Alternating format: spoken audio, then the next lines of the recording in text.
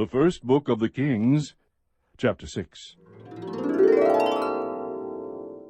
Now it came about in the 480th year after the sons of Israel came out of the land of Egypt, in the 4th year of Solomon's reign over Israel, in the month of Ziv, which is the 2nd month, that he began to build the house of the Lord.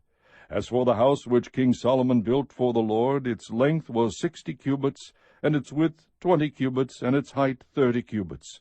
The porch in front of the nave of the house was 20 cubits in length, corresponding to the width of the house, and its depth along the front of the house was 10 cubits. Also for the house he made windows with artistic frames. Against the wall of the house he built stories encompassing the walls of the house around both the nave and the inner sanctuary. Thus he made side chambers all around. The lowest story was 5 cubits wide, and the middle was 6 cubits wide, and the third was 7 cubits wide. For on the outside he made offsets in the wall of the house all around, in order that the beams would not be inserted in the walls of the house. The house, while it was being built, was built of stone prepared at the quarry, and there was neither hammer nor axe nor any iron tool heard in the house while it was being built. The doorway of the lowest side chamber was on the right side of the house, and they would go up by winding stairs to the middle story, and from the middle to the third. So he built the house and finished it, and he covered the house with beams and planks of cedar. He also built the stories against the whole house, each 5 cubits high, and they were fastened to the house with timbers of cedar. Now the word of the Lord came to Solomon, saying, Concerning this house which you are building, if you will walk in my statutes, and execute my ordinances, and keep all my commandments by walking in them, then I will carry out my word with you which I spoke to David your father. I will dwell among the sons of Israel, and will not forsake my people Israel. So Solomon built the house and finished it. Then he built the walls of the house on the inside with boards of cedar. From the floor of the house to the ceiling he overlaid the walls on the inside with wood, and he overlaid the floor of the house with boards of cypress. He built 20 cubits on the rear part of the house with boards of cedar from the floor to the ceiling. He built them for it on the inside as an inner sanctuary, even as the most holy place. The house, that is, the nave in front of the inner sanctuary, was 40 cubits long. There was cedar on the house within, carved in the shape of gourds and open flowers. All was cedar, there was no stone seen. Then he prepared an inner sanctuary within the house in order to place there the ark of the covenant of the Lord. The inner sanctuary was 20 cubits in length, 20 cubits in width, and 20 cubits in height, and he overlaid it with pure gold. He also overlaid the altar with cedar. So Solomon overlaid the inside of the house with pure gold. And he drew chains of gold across the front of the inner sanctuary, and he overlaid it with gold. He overlaid the whole house with gold until all the house was finished. Also the whole altar which was by the inner sanctuary he overlaid with gold. Also in the inner sanctuary he made 2 cherubim of olive wood, each 10 cubits high. 5 cubits was one wing of the cherub, and 5 cubits the other wing of the cherub.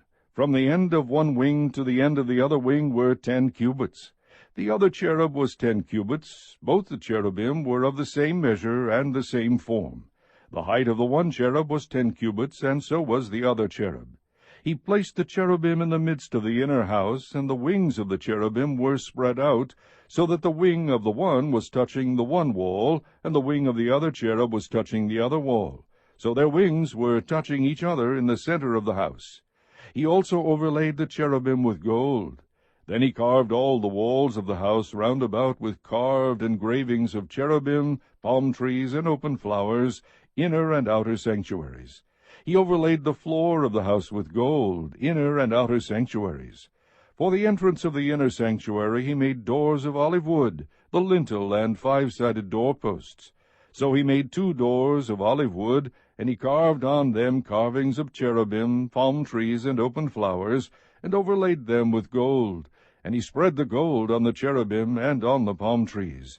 So also he made for the entrance of the nave 4-sided doorposts of olive wood, and 2 doors of cypress wood. The 2 leaves of the one door turned on pivots, and the 2 leaves of the other door turned on pivots. He carved on it cherubim, palm trees, and open flowers, and he overlaid them with gold evenly applied on the engraved work. He built the inner court with 3 rows of cut stone and a row of cedar beams. In the 4th year the foundation of the house of the Lord was laid, in the month of Ziv.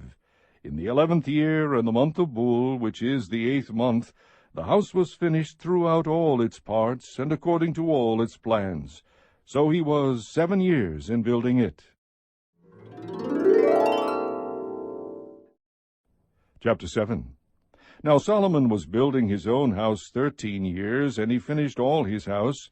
He built the house of the forest of Lebanon. Its length was 100 cubits, and its width 50 cubits, and its height 30 cubits.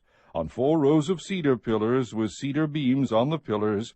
It was paneled with cedar above the side chambers which were on the 45 pillars, 15 in each row. There were artistic window frames in 3 rows, and window was opposite window in 3 ranks. All the doorways and doorposts had squared artistic frames, and window was opposite window in 3 ranks. Then he made the hall of pillars. Its length was 50 cubits, and its width 30 cubits, and a porch was in front of them, and pillars, and a threshold in front of them. He made the hall of the throne where he was to judge, the hall of judgment, and it was paneled with cedar from floor to floor. His house, where he was to live, the other court inward from the hall, was of the same workmanship. He also made a house like this hall for Pharaoh's daughter, whom Solomon had married. All these were of costly stones, of stone cut according to measure, sawed with saws, inside and outside, even from the foundation to the coping, and so on the outside to the great court. The foundation was of costly stones, even large stones, stones of 10 cubits and stones of 8 cubits. And above were costly stones, stones cut according to measure and cedar. So the great court all around had 3 rows of cut stone, and a row of cedar beams, even as the inner court of the house of the Lord, and the porch of the house. Now King Solomon sent and brought Hiram from Tyre. He was a widow's son from the tribe of Naphtali, and his father was a man of Tyre, a worker in bronze, and he was filled with wisdom and understanding and skill for doing any work in bronze. So he came to King Solomon, and performed all his work. He fashioned the 2 pillars of bronze. 18 cubits was the height of one pillar, and a line of 12 cubits measured the circumference of both.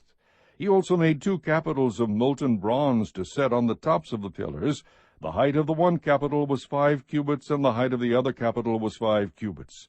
There were nets of network, and twisted threads of chain work for the capitals, which were on the top of the pillars, 7 for the one capital, and 7 for the other capital.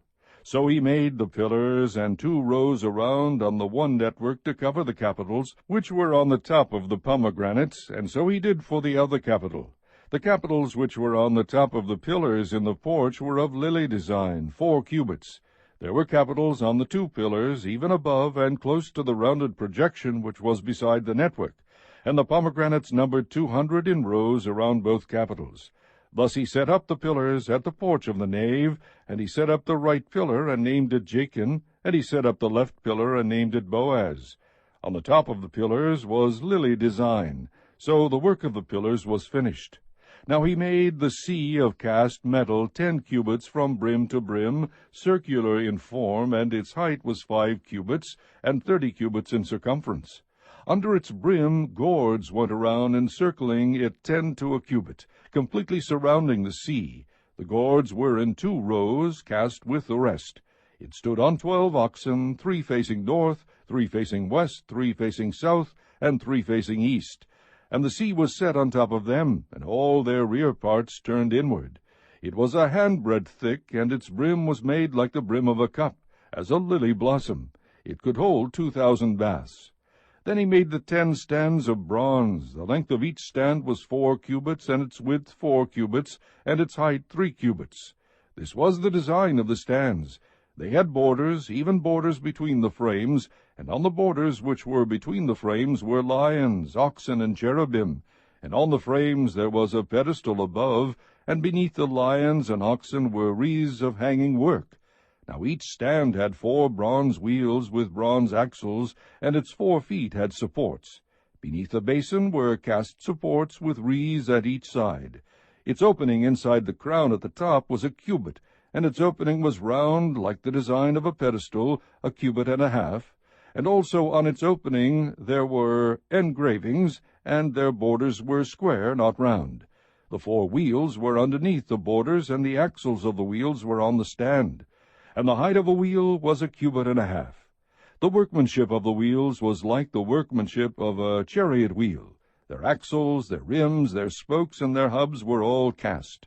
Now there were 4 supports at the 4 corners of each stand. Its supports were part of the stand itself. On the top of the stand there was a circular form half a cubit high, and on the top of the stand its stays and its borders were part of it. He engraved on the plates of its stays and on its borders cherubim, lions, and palm trees, according to the clear space on each, with wreaths all around. He made the 10 stands like this. All of them had 1 casting, 1 measure, and 1 form. He made 10 basins of bronze. 1 basin held 40 baths. Each basin was 4 cubits, and on each of the 10 stands was 1 basin. Then he set the stands, 5 on the right side of the house and 5 on the left side of the house. And he set the sea of cast metal on the right side of the house eastward toward the south. Now Hiram made the basins and the shovels and the bowls. So Hiram finished doing all the work which he performed for King Solomon in the house of the Lord, the 2 pillars and the 2 bowls of the capitals which were on the top of the 2 pillars, and the 2 networks to cover the 2 bowls of the capitals which were on the top of the pillars, and the 400 pomegranates for the 2 networks, 2 rows of pomegranates for each network, to cover the 2 bowls of the capitals which were on the tops of the pillars, and the 10 stands with the 10 basins on the stands, and the 1 sea and the 12 oxen under the sea, and the pails and the shovels and the bowls, even all these utensils which Hiram made for King Solomon in the house of the Lord, were of polished bronze. In the plain of the Jordan the king cast them, in the clay ground between Succoth and Zarethan. Solomon left all the utensils unweighed, because they were too many. The weight of the bronze could not be ascertained. Solomon made all the furniture which was in the house of the Lord, the golden altar, and the golden table on which was the bread of the presence, and the lampstands, 5 on the right side and 5 on the left, in front of the inner sanctuary, of pure gold, and the flowers and the lamps and the tongs of gold, and the cups and the snuffers and the bowls and the spoons and the fire pans of pure gold, and the hinges both for the doors of the inner house, the most holy place, and for the doors of the house that is the nave, of gold. Thus all the work that King Solomon performed in the house of the Lord was finished. And Solomon brought in the things dedicated by his father David, the silver and the gold and the utensils, and he put them in the treasuries of the house of the Lord.